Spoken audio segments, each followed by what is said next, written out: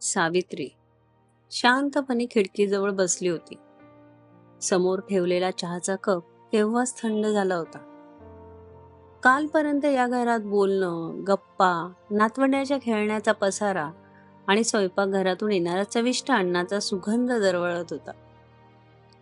कधी कोणता चित्रपट पाहायचा, सुट्टीत कुठे फिरायला जायचं, यावर आनंदाने चर्चा व्हायची. पण आज संपूर्ण घरात शांतता पसरली होती. कधीतरी कानात मुलगी आणि नातवाच्या हसण्याची चाहूल लागायची, पण नजर वर केल्यावर फक्त रिकामं घर आणि एकटेपणाच. घरभर पसरलेलं ओसाडपण म्हणजे सावित्रीच्या अंतर्मनाचं प्रतिबिंबच होतं. तिने खोल श्वास घेतला आणि उठली. बाल्कनीत जाऊन खाली बागेत खेळणाऱ्या मुलांकडे पाहिलं आणि पुन्हा तिच्या मुलीचा, अन्वीचा चेहरा डोळ्यासमोर आला. अगदी माझ्या अन्वीसारखीच आहे ती, असं म्हणत तिच्या डोळ्यात पाणी आलं. सावित्री आराम खुर्चीत बसली आणि डोळे मिटले. काय काकू, चहा सुद्धा घेतला नाहीस? तब्येत बरी नाही का? घरकाम करणारी रवीना काळजीने विचारत होती. नाही, ठीक आहे मी. दुसरा चहा करू का? नको ग, कॉफी बनव. रवीना आत गेल्यावर सावित्री विचारात बुडाली. आज काहीतरी वेगळं जाणवत होतं. अन्वीची आठवण आज काळजाला जास्त भिडत होती. त्या आठवणी तिला तिच्या तरुणपणात घेऊन गेल्या. ते दिवस जेव्हा ती नाशिकमध्ये महाविद्यालयात बीकॉमच्या शेवटच्या वर्षाला शिकत होती. एक दिवस तिचे काका, ज्यांनी तिचा सांभाळ केला होता, म्हणाले, उद्या विशालचे आई बाबा तुला पाहायला येणार आहेत. तू उद्या कॉलेजला न जाता घरातच राहा. अचानक लग्नाची गोष्ट ऐकून ती थबकली. तिला अजून शिकायचं होतं, बँकेत नोकरी करायचं स्वप्न होतं. पण काकांनी खंबीरपणे सांगितलं, माझी जबाबदारी आहे तो तुझं लग्न लावून देतो. मुलगा सुशिक्षित आहे, खानदानी घर आहे. तुझं शांत रूप पाहूनच त्यानं होकार दिलाय. सावित्रीचे डोळे पाणावले. आई वडील गेल्यानंतर ज्या काकांनी तिला पोटच्या पोलीसारखं वाढवलं, ते आज तिला परक करायला एवढे घाईत का होते?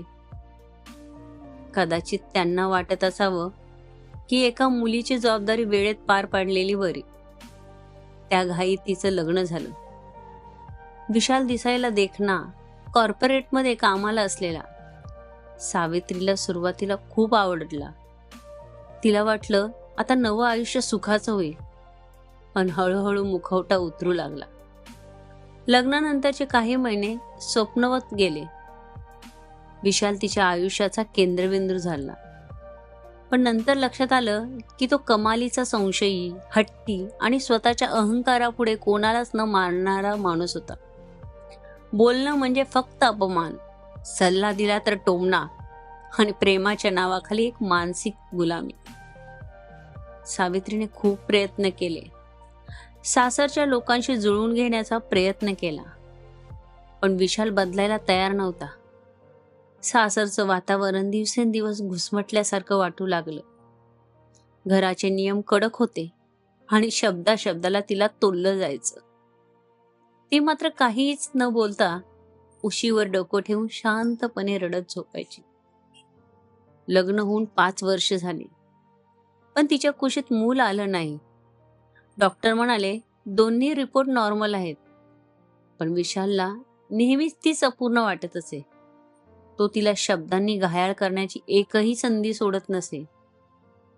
एका पावसाळी सकाळी सावित्रीला सोसायटीच्या आवारात मोठा गोंधळ ऐकू आला. एक लहान मुलगी तिथे एका बाकड्यावर बेवारस सापडली होती. ती जेमतेम 2 वर्षाची असावी. पोलीस चौकशी करत होते. गर्दी जमली होती. सावित्री पुढे गेली आणि त्या रडणाऱ्या चिमुकलीला जवळ घेतलं. तिने तिला कुरवाळलं, थोपटलं आणि ती मुलगी चक्क सावित्रीच्या गळ्यात मिठी मारून शांत झाली. पोलिस त्या मुलीला चाइल्ड केअर सेंटरला घेऊन जाणार होते. पण सावित्रीने आर्द्रतेने विचारलं, साहेब, जोपर्यंत हिचे आई वडील सापडत नाहीत तोपर्यंत ही माझ्याकडे राहू शकेल का? पोलिसांनी कागदोपत्री प्रक्रिया पूर्ण करून तिला परवानगी दिली. ती त्या मुलीला घेऊन घरी आली तेव्हा विशाल दारात उभा होता. त्याने काही विचारलं नाही. त्याच्या डोळ्यात राग अनावर होता. तो ओरडला, या कचऱ्याला घरातून बाहेर टाक, नाहीतर तुलाही तुझ्यासोबत रस्त्यावर जावं लागेल. सावित्री हादरली. तिच्यासमोर दोन मार्ग होते. एका बाजूला तिला छळणारा पण समाजाच्या लेखी असलेला तिचा नवरा, आणि दुसऱ्या बाजूला ती अनाथ निरागस जीव ज्याला सावित्रीच्या कुशीत सुरक्षित वाटत होतं. त्या रात्री सावित्रीने स्वतःचा स्वाभिमान निवडला. तिने एक पत्र लिहिलं, विशाल, मी घर सोडून जाते. पत्नी म्हणून मी सर्वस्व अर्पण केलं, पण तुला कधीच समाधान मिळालं नाही. आता मला या मुलीची आई होऊन जगायचंय. तू खुश राहा, हवं तर दुसरं लग्न कर, पण मी आता मागे वळून बघणार नाही. तिने त्या मुलीला उचललं. तिचे थोडे दागिने आणि पैसे घेतले आणि कोकणातील एका छोट्या शहरात निघून गेली. तिथे तिने एका जुन्या ओळखीच्या मदतीने स्वतःला एकल माता म्हणून प्रस्थापित केलं. त्या मुलीचं नाव तिने ठेवलं अन्वी. सावित्रीने तिने एक छोटं दुकान सुरू केलं आणि घरगुती खानावळ चालून अन्वीला वाढवलं. अन्वी खूप हुशार निघाली. तिने इंजिनिअरिंग पूर्ण केलं. पुण्यात नोकरीला असताना तिची ओळख ऋषीशी झाली. दोघांनी लग्नाचा निर्णय घेतला आणि सावित्रीने मोठ्या थाटात अन्वीचं लग्न लावून दिलं. गेल्या 15 दिवसापासून अन्वी, ऋषी आणि त्यांचा छोटा मुलगा अर्णव सुट्टीसाठी सावित्रीकडे आले होते. घर पुन्हा आनंदाने न्हावून निघालं होतं. पण आता ते गेल्यावर पुन्हा ती शांतता पसरली होती. सावित्रीने आकाशाकडे पाहत हात जोडले. देवा, धन्यवाद. तू माझं आयुष्य रिकामं ठेवलं नाहीस. तू मला मातृत्व दिलंस आणि अन्वीसारखी हिऱ्यासारखी मुलगी दिलीस.